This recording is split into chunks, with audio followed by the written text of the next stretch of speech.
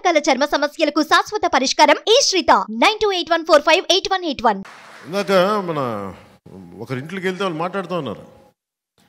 BJP నాయకులు బాగా సత్యనారాయణ గారి ఇంటికి వెళ్తే ఇందాక ఆయన మాట్లాడింది, అప్పులు తెచ్చి మగాడం అంటావు ఏంటి? అభివృద్ధి చేసి కదా నువ్వు మగాడం అనాల్సిందే.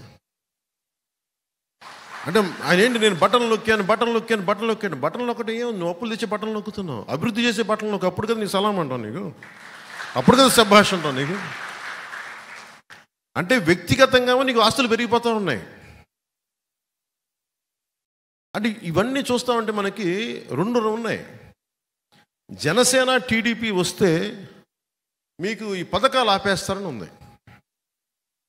జగన్ ఏం చెప్తున్నాడు మన అసెంబ్లీలో కూడా, భవిష్యత్తులో ఏ ప్రభుత్వం పథకాలు ఆపలేదు, అంత పగడ్బందీగా పథకాలు పెట్టారని అన్నాడు. దాన్ని బట్టి మీకు అర్థమవుతుంది కదా, మేము వచ్చిన పథకాలు కంటిన్యూ చేస్తామని అతనే చెప్తున్నాడు.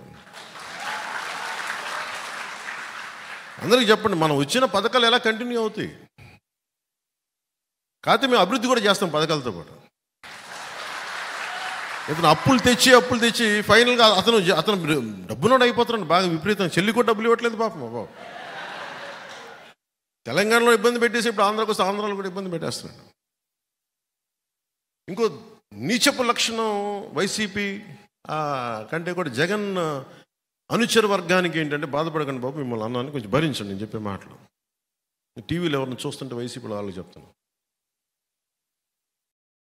అంటే నేను రకరకాలుగా సోషల్ మీడియాలో మీరు తిట్టేసి, అందరూ వైసీపీ అని చెప్పను కానీ కొద్దిమంది తిట్టే వైసీపీ నాయకులు ప్రత్యేకించి చెప్తున్నారు, మీరు నన్ను తిట్టినా ఇలాంటికి భయపడి వెనక్కి వెళ్ళిపోయే వ్యక్తిత్వం నాకు లేదు. One man's courage makes a majority అంటాం. ఒక్కడికి ధైర్యం ఉంటే లక్షలాది మందికి వెన్నెముక నిటారుగా నిల్చుంటాం. సో నేను ఒక్కడి నుంచుంటాను. 2014లో ఒక్కడే నుంచుంటే ఇంతమంది లక్షలాది మంది సైన్యం కదలేరు. ఒక్కడు నుంచొని పార్టీ ఓడిపోయినా నిలబడితేనే పాపం కష్టాల్లో ఉన్న తెలుగుదేశం పార్టీకి ఓడిపోయిన మనం చెయ్యి అందించి పైకి లాగి.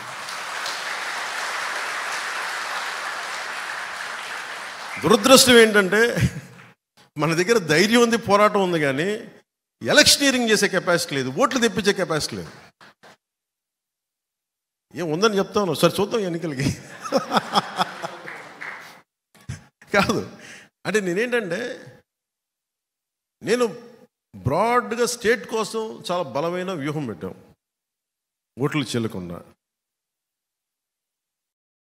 నాయకులుగా పోటీ చేయటం వేరు, గెలవడం వేరు. నేను గెలవడం అనేది ఈసారి ప్రమాణంగా తీసుకున్నాను. 18 లక్షల ఓట్లు వచ్చినాయి, మన తక్కువ ఓట్లు కాదు.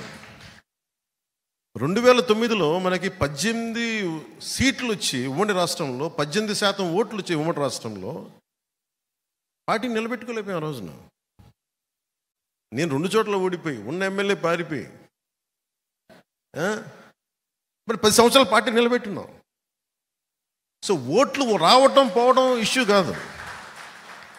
ఒక భావంతో, ఒక బలమైన భావంతో లక్షలాది మందిని కట్టిపడేయటం, అది పొలిటికల్ పార్టీ.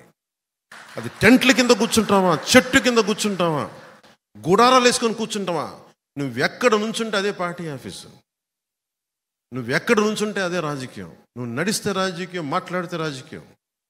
దానికి బిల్డింగ్లకి సంబంధం లేదు. ఆ రోజున అందరూ పార్టీ నడపలేము సార్ చెప్పి అందరూ పారిపోయారు, వైసీపీకి వెళ్ళిపోయారు. ఆ రోజున అందరూ, కొంతమంది వేరే పార్టీలకు వెళ్ళిపోయారు. మరి నేను 2 చోట్ల ఓడిపోయి నేను నడుపుతున్నాను అంటే, నేను ఆ రోజు దెబ్బకి నేను నిర్ణయించుకుంది ఏంటంటే, ఏది ఏమైనా కానీ నేను పార్టీని కదలనివ్వను, ఇక్కడ ఉంచుతాను.